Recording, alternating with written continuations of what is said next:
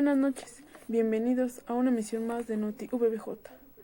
Hoy, 18 de marzo de 2020, recordaremos a la expropiación petrolera como un acto que ha sido venerado por gobiernos presentes y pasados, como un hecho de libertad, un paso al desarrollo y el inicio de la riqueza de nuestra sociedad. Pero, ¿qué es una expropiación? ¿Y cómo nos ha beneficiado después del 18 de marzo de 1938? Lo establecido en la ejecución de la Ley de Expropiación, establecida en el artículo 27 de la Constitución mexicana, el Estado se hacía legalmente de embarcaciones, maquinarias, oleoductos, refinerías, instalaciones, edificios, de las compañías filiales y subsidiarias. También hablaremos del importante desempeño que tuvo Lázaro Cárdenas al enfrentarse a estas situaciones de la expropiación petrolera. Bueno, es hora de pasar dos entrevistas que fueron rescatadas de los archivos, con las reporteras Fernanda Quijano y Novia Yael, quienes fueron unas importantes reporteras de aquellos tiempos, en el periodo de Lázaro Cárdenas de 1934 a 1940, su periodo de gobierno. Muy buenos días, el día de hoy me encuentro frente al Palacio Nacional, donde en los últimos días hemos sido espectadores de huelgas y movimientos por campesinos, obreros y petroleros. Para saber más de esta situación, nos daremos la tarea de entrevistar a algunos de los presentes. Buenos días, ¿cuál es el motivo de su manifestación? El motivo de la manifestación es porque estamos defendiendo nuestros derechos, ya que nos han aumentado más horas de trabajo por menos salario. Desde que comenzó su manifestación, ¿cuántos días han llevado a hacer? Llevamos 3 días estando aquí. Y durante todos esos días han tenido alguna respuesta. Hasta el momento no hemos tenido alguna respuesta, pero esperamos que en las próximas horas tengamos una reunión con el gabinete para darle solución a este problema. Buenos días, hoy nos encontramos frente al Palacio Nacional. Como sabrán, el día de ayer se anunció el decreto de la expropiación petrolera. En unos minutos estaremos en una reunión con el general Lázaro Cárdenas, quien nos dará a conocer más detalles de dicho anuncio. Y nos encontramos con el general Lázaro Cárdenas, quien nos hablará más a profundidad acerca del decreto de la expropiación petrolera. General, ¿me podría decir cuáles fueron los motivos que lo llevaron a tomar dicha decisión? Sí, claro, mira, los trabajadores me mostraron algunas pruebas en donde se veía que eran explotados en su jornada laboral. ¿Me podría decir a qué acuerdos llegaron con los empresarios? Pues se quedó en el acuerdo que para que ellos adquieran y puedan exportar el petróleo crudo deben de pagar un cierto porcentaje, sobre todo a los trabajadores, respetarles su salario, su horario, su jornada laboral. Muchas gracias. Para saber cómo es que inició la expropiación petrolera, me enlazo con mi queridísima amiga Ingrid Blancas, quien nos hablará acerca del inicio de la expropiación petrolera y algunos puntos muy relevantes acerca de este acontecimiento de la expropiación petrolera. Así es, compañera Edith. Muchas gracias. Buenos días, público en general. Así es, como ya lo estamos viendo, hoy se conmemora uno de los días más importantes para México, el Día de la Expropiación Petrolera, que se dio un 13 de marzo de 1938. Hasta ahí. No fue más que por los mismos campesinos por quien empezó esto, ya que eran personas que le temían muchísimo a que otras naciones, otros estados, otros países fueran quienes se apropiaran de nuestro propio petróleo. Nos queríamos que el petróleo fuera nuestro.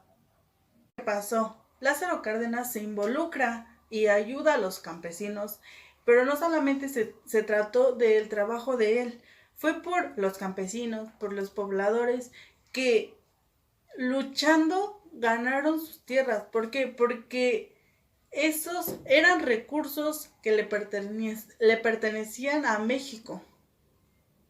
¿Ya? Esto es cuando Lázaro Cárdenas también tiene una junta con el dueño o el que era como el encargado de la empresa de petróleos y llegan a un acuerdo para que a otros países se les vendiera el petróleo de México, pero a un costo que pues ellos habían puesto. Pero obviamente no se respetó como tal, pero aún así el petróleo se quedó en México y no se fue a otros países. Pero vamos contigo, compañera. Vamos ahora a enlazarnos con mi compañera Ángela, quien será quien nos va a hablar un poco acerca de las refinerías, las pérdidas de las mismas y los beneficios y algunas contradicciones que nos ha traído la expropiación petrolera a nuestro presente. Vamos, acompáñenme a hacer la llamada con mi compañera. Como sabemos, o más bien, a lo largo de la historia se han cerrado refinerías para beneficiar a particulares. Pero en cambio se cerraron 4 de las refinerías y se otorgaron a cambio 230 permisos de importación para beneficiar a compañías transnacionales a costa de empobrecimiento de los mexicanos. El exdirector de Pemex, José Antonio González Anaya, promovió la privatización, declarando que no es negocio refinar. Sin embargo, en países altamente industrializados como Japón, existe 29 refinerías operando a toda su capacidad. De acuerdo con la memoria de labores de Petróleos Mexicanos Pemex y a los reportes operativos de 1973 a 2017 del mismo organismo, así como datos de la Secretaría de Economía, mientras que en México ya fueron paralizadas las refinerías Ingeniero Antonio M. Amor y en Salamanca, Guanajuato, la ingeniera Héctor Lara Sosa y Cadereyta Querétaro de la ciudad de Madero en Nuevo León, y la Antonio Doval y Jaime en Salinas Cruz, Oaxaca, con el argumento de que se está aplicando una política de mantenimiento que no han demostrado que existe. En cambio, en Estados Unidos se tienen registradas cerca de 500 refinerías de empresas privadas, la mayoría operando. ¿Será un mal negocio, así como lo dice González Anaya? Otros países menos desarrollados también procuran mantener sus refinerías operando, como en Ecuador, Arabia Saudita, y su economía crece, como en Japón, que obtuvo un crecimiento económico en los últimos 3 años de entre 7 y 9% de Producto Interno Bruto. A diferencia de México, en donde sus gobernantes cierran refinerías, que apenas logró un crecimiento de entre 1 y 2 de Producto Interno Bruto. En cambio, la inflación en México sí disparó a 6.7%. Se disparó en parte por el encarecimiento de las gasolinas, debido a que las autoridades han preferido importarlas y cerrar las refinerías que producían dicho combustible. Actualmente, 10 exdirectores de Pemex están metidos en el negocio de privatizador del petróleo mexicano. El negocio es para los amigos, amigos de los amigos, contratistas, proveedores, prestadores de servicios y prestanombres, entre otros muchos. Desde la llegada de los neoliberales al gobierno federal se acentuó la privatización de Pemex hasta llegar a la muerte de la gallina de huevos de oro, como lo dijo el presidente de la República, Enrique Peña Nieto, con sus reformas estructurales, entre las que se encuentra la desnacionalizadora reforma energética y petrolera. Y pues sí, todo esto, las reformas que han llegado, ha traído solamente consecuencias empobrecedoras para México. No se ha visto una mejora y pues esperemos si esto mejore. Bueno, esto es todo y gracias por el espacio para expresar esto. Petróleos y refinerías mexicanas: Salamanca, Guanajuato; Manatitlán, Veracruz; Tula, Hidalgo; Cadereyta, Nuevo León; Salinas Cruz, Oaxaca; Ciudad Madero, Tamaulipas; La Nueva Refinería, Dos Bocas, Tabasco. Salamanca, Guanajuato. Esta refinería se inauguró el 30 de julio de 1950 por el entonces presidente de México, Miguel Alemán Valdés, con el nombre Ingeniero Antonio M. Amor. Se ubica en Salamanca, Guanajuato. Cuando fue construida tenía capacidad de entre 25,000 a 30,000 barriles diarios. Su capacidad actual es de 220,000 barriles por día. Tiene una superficie de 518 hectáreas, en donde se ubican 45 plantas de producción y procesa alrededor de 180,000 barriles de petróleo crudo. 9 calderas, 5 turbogeneradores y 5 unidades de tratamiento de agua. Esta refinería abastece a los estados de Durango, Nayarit, Jalisco, Colima, Michoacán, Guanajuato, San Luis Potosí, Zacatecas y Aguascalientes. Es la última refinería del Sistema Nacional de Refinación que produce alcohol isopropílico y lubricantes básicos. Titlán, Veracruz. El 22 de febrero de 1956 se inauguró la refinería General Lázaro Cárdenas del Río, en Minatitlán, Veracruz, con capacidad de refinación de 50,000 barriles diarios. En esta refinería contó con la primera planta de desintegración catalítica en México. En esta refinería actualmente se pueden llegar a procesar 285,000 barriles diarios, pero actualmente solo trabaja a 9% de su capacidad. Hidalgo. En 1976, en el 38 aniversario de la expropiación petrolera, se inauguró la refinería Miguel Hidalgo, ubicada en el municipio de Tula de Allende, perteneciente al estado de Hidalgo. Contrataba con una planta generadora de hidrógeno denominada U3400, el cual fue vendida a particulares en la administración pasada.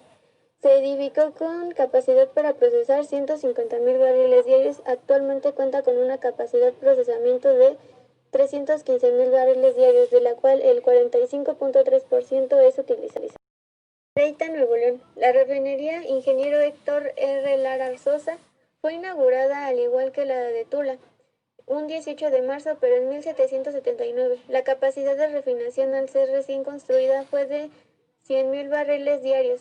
Hoy en día podría procesar 275,000 barriles por día, pero solo procesa en promedio 110,000 barriles de petróleo al día.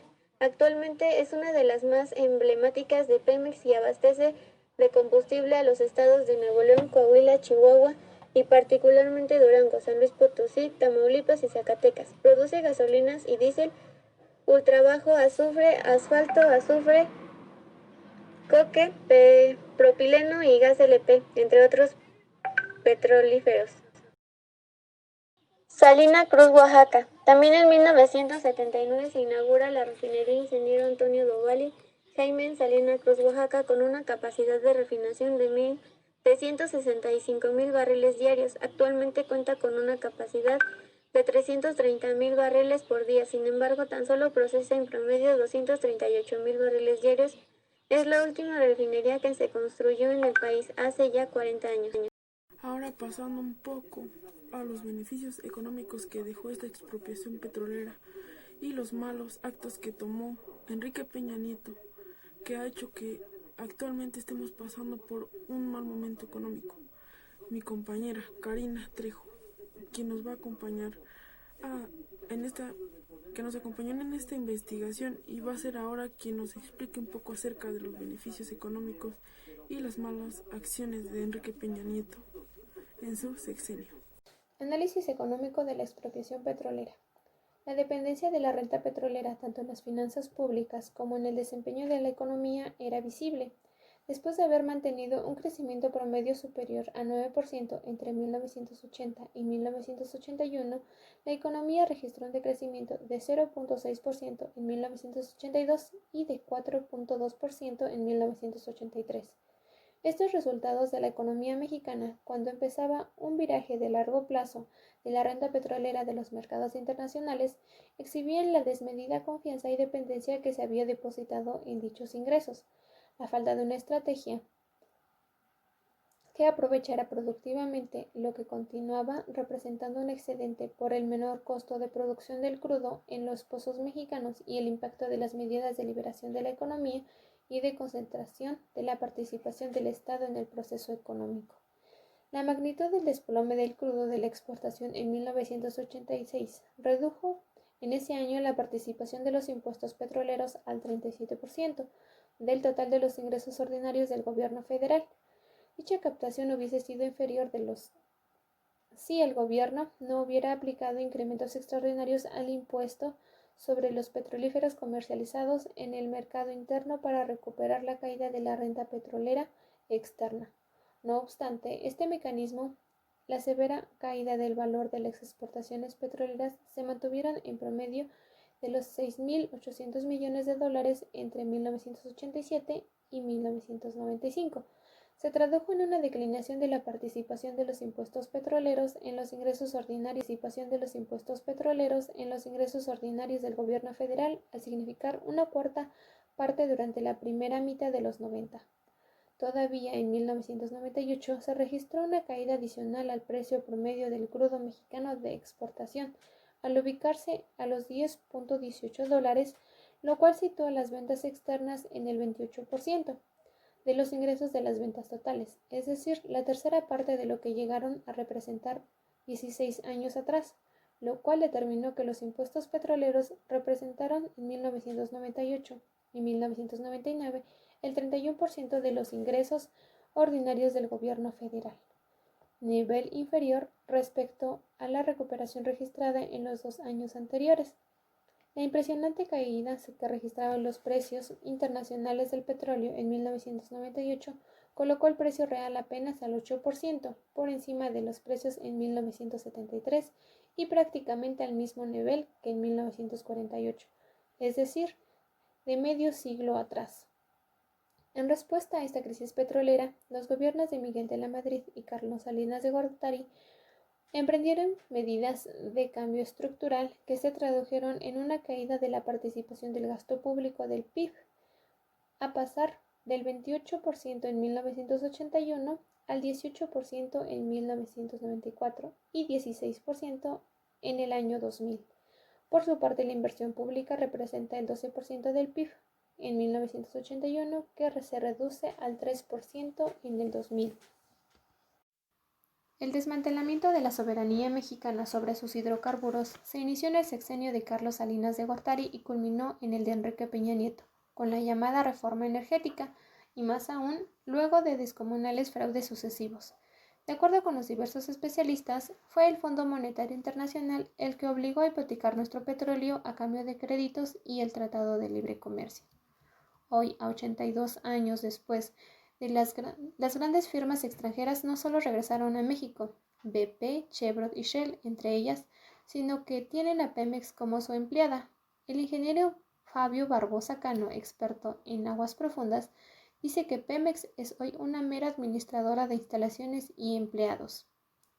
Pemex ha pasado de ser una de las principales del ranking mundial como productora del petróleo a ser el 8º lugar. De tener refinerías con 80 y hasta 90% de producción, hoy las tiene funcionando apenas de un 40 o 60% de su capacidad. De exportar 50% del crudo, ahora hace 80%, lo que ha obligado a la importación de gasolinas para el abasto local. De contar con las mejores máquinas petroquímicas, hoy necesita comprar etano en el extranjero para poder mantenerlos con una mediana producción. Los 17.000 kilómetros de ductos por los que se transporta gas y gasolina pasaron a ser un tema de seguridad nacional, a un simple objeto.